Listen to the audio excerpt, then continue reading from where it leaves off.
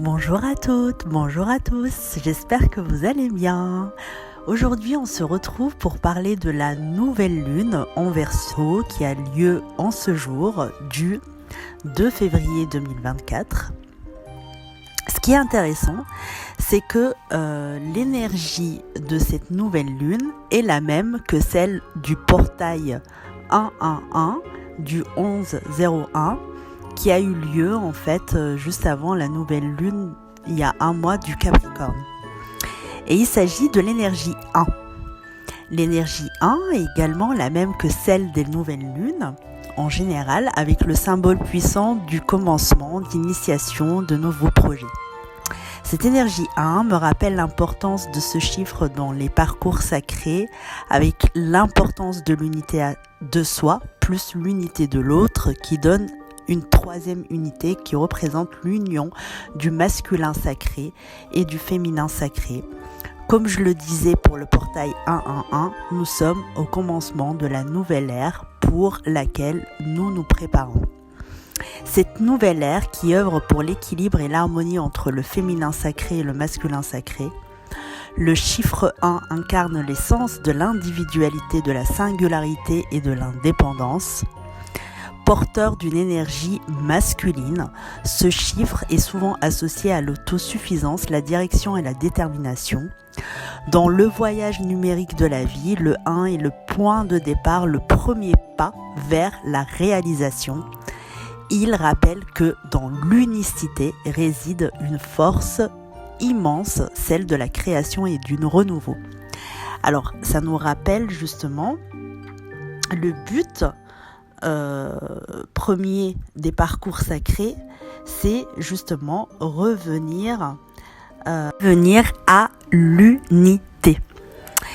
Et moi, ce que je ressens, c'est que avec le portail 111, le portail du 2 février, bientôt on aura le portail du 11 février, d'accord, qui ira jusqu'au 22 février. Ce sont des dates hyper importantes, très importantes, et des vortex de plus en plus puissants, énergétiques. Et durant tous ces portails énergétiques, on aura de nouvelles reconnexions de parcours sacrés. Donc on aura encore cette énergie justement d'unité. Je pense que la Terre elle a besoin vraiment de cette énergie, que nous incarnons de plus en plus cette énergie d'unité en soi pour justement être aligné avec les nouvelles vibrations de la Terre. Donc cette énergie 1, elle est symbolisée par le battleur, l'arcane majeur numéro 1 dans le tarot qui incarne également le commencement, la ressource, l'enthousiasme, l'énergie et la motivation qu'on a tous eu en début d'année, avec l'excitation et l'impulsion de la mise en place de nouvelles résolutions. Donc on est toujours dans cette énergie. On est encore dans cette énergie. Donc sur le court terme, le battleur présage un nouveau départ sous son influence. En fait, nous sommes motivés à l'idée de construire un nouvel avenir qui ressemble à un enthousiasme débordant. De nouvelles aventures nous attendent et il n'y a plus qu'à se mettre en mouvement. Sur le long terme, le battleur nous pousse à nous questionner sur nos motivations premières et nos objectifs concrets. Il nous pousse à trouver ce qui nous correspond le mieux ou à remettre en question nos objectifs. Voilà. Alors, quels sont les nouveaux projets que nous allons amorcer ? Pour moi, il s'agit d'un projet à la fois individuel et aussi collectif, avec l'énergie du Verseau. L'énergie du Verseau tant attendue, et qui est prédit depuis pas mal de temps. L'énergie de Verseau est un vecteur de développement personnel, un système d'accompagnement énergétique qui prend en compte la globalité de la personne, comme les thérapies alternatives de médecine douce qui ont une approche holistique et qui se répandent de plus en plus, fort heureusement. Entre parenthèses, nous essayons de travailler en étroite collaboration avec la médecine conventionnelle afin de démocratiser au maximum nos pratiques. Et l'énergie du Verseau est une puissante énergie dont l'essence centrale est l'amour inconditionnel, le non-jugement et la liberté. Donc nous tendons tous vers cette énergie d'unité en soi, avec l'amour inconditionnel pour soi d'abord, c'est pour ça que je dis individuel, et ensuite collectif, parce que quand on incarne l'amour inconditionnel pour soi, on l'incarne aussi pour les autres. Le non-jugement de soi, quand on incarne le non-jugement de soi, on l'a aussi vers les autres, vers le collectif. Et la liberté de soi, la liberté d'être authentique. Authentique. La liberté de soi, c'est ça, c'est d'être authentique, entièrement dans son authenticité. La liberté d'être soi avec ses valeurs, ses principes, ses propres valeurs et principes, et d'être aligné avec soi, avec âme, esprit, corps. C'est ça la liberté aussi. La liberté collective aussi. Donc je pense que nous allons voir dans l'avenir pas mal de réformes vis-à-vis de la liberté, en sachant que la révolution en fait française, elle a eu lieu avec justement un Pluton en Verseau, avec des réformes comme ça collectives, des réformes au niveau de la liberté.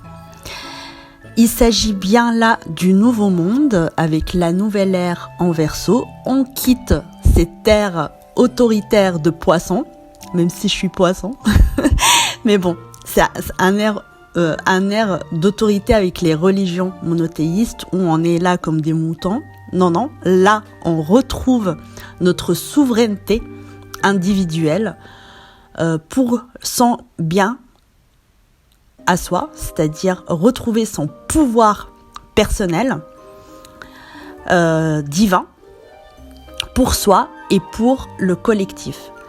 C'est également l'ère de l'humanité qui sera en étroite collaboration avec le monde robotique et des nouvelles technologies, en espérant que les nouvelles technologies et la robotique ne prennent pas le dessus sur l'humanité, bien sûr. Alors, comme d'habitude, j'ai tiré une carte conseil de l'oracle Le Chemin de l'Étoile. Et ce qui est drôle, c'est que c'est la porte de l'éveil de l'âme qui est sortie. Elle est sortie dernièrement d'ailleurs. C'est drôle pour l'énergie de la semaine. Et cette carte dit « J'écoute la voix de mon âme ». Alors, cette carte nous suggère de nous relier aux perceptions extrasensorielles de notre troisième œil afin de développer notre potentiel intuitif et notre capacité de vision. Avez-vous déjà entendu parler de la clairaudience et de la clairvision ? Ressentez-vous un fil invisible vous guider parfois dans votre vie ? Et si oui, le suivez-vous avec confiance ou la raison reprend-elle le dessus ? Vous enjoignant de ne pas vous fier à cette petite voix. Si on a tiré cette carte, c'est parce qu'inconsciemment, notre part intuitive tente de s'adresser à nous. Cette partie de nous, c'est la paix de notre âme qui chuchote dans notre cœur, qui se manifeste par des images ou des synchronicités. Elle le fait maintenant pour nous aider à nous relier à notre dimension spirituelle. Donc quand je disais de plus en plus de reconnexion, ça veut dire aussi de plus en plus d'éveil de conscience, d'éveil spirituel. En intégrant cette dimension intuitive de notre vie, cela nous permettra de prendre du recul vis-à-vis des situations compliquées et d'exercer un meilleur discernement dans nos prises d'action et de décision. Et si nous approfondissions cette démarche de reliance à l'invisible, petit à petit, nous saurons intuitivement quand nous sommes reliés à l'essence de la vie et à ses multiples possibilités d'interprétation. Cela nous aidera à nous libérer du contrôle égotique du mental et nous permettra de recevoir tous les cadeaux que nous envoie l'univers, l'intuition, la perception, la vision, le discernement, la sagesse, la sérénité. Que nous soyons à l'aise ou non avec ces dimensions intuitives, il ne faut pas hésiter à effectuer cette pratique. Alors, il y a une pratique énergétique qui est proposée. Je vais vous la lire pour ceux et celles qui seraient intéressés. Je pense que ça serait intéressant de l'essayer, cette pratique. Donc, assis en position confortable, suivez le chemin de votre respiration et laissez-vous bercer par votre souffle, puis visualisez pendant quelques minutes la flamme d'une bougie. Fondez votre regard dans sa lumière en laissant se diluer vos pensées, puis, quand elle est bien imprimée dans votre esprit, fermez les yeux en essayant de conserver la présence de cette flamme ou au niveau du troisième œil. Maintenant, laissez apparaître d'autres couleurs jusqu'à ce que l'une d'entre elles se stabilise. Respirez profondément dans cette couleur et immergez-vous totalement dedans, comme si vous vous fondiez dans la voûte étoilée. Par télépathie, laissez venir les images qui se proposent à vous et voyagez avec elles aux confins de l'univers. Si vous avez besoin de poser une question à vos guides ou d'avoir un éclairage sur une situation, posez-la le plus clairement possible et soyez ouvert à la réponse. Remerciez vos guides et revenez dans la conscience et l'espace du temps présent. Enfin, répétez plusieurs fois à haute voix « Moi, prénom, je fais confiance à mon intuition et j'écoute la voix de mon âme. » Voilà, j'espère que cette capsule vous aurait été utile. Si vous avez aimé, n'hésitez pas à aimer, à liker, partager, commenter. Comme d'habitude, cela contribuera à la visibilité de cette chaîne que j'ai créée pour vous, pour nous, pour qu'on puisse communiquer tous ensemble, que vous soyez dans un parcours de liens sacrés ou pas. Cela me fera plaisir d'échanger avec vous. Et si vous avez besoin d'un soin Reiki, si vous avez besoin d'un accompagnement holistique ou bien pour les Parisiens et Parisiennes d'un moment de détente avec un massage de visage sculptant, n'hésitez pas à me contacter, vous avez mes coordonnées en barre d'infos. En attendant, je vous souhaite une super nouvelle lune et vous dis à très bientôt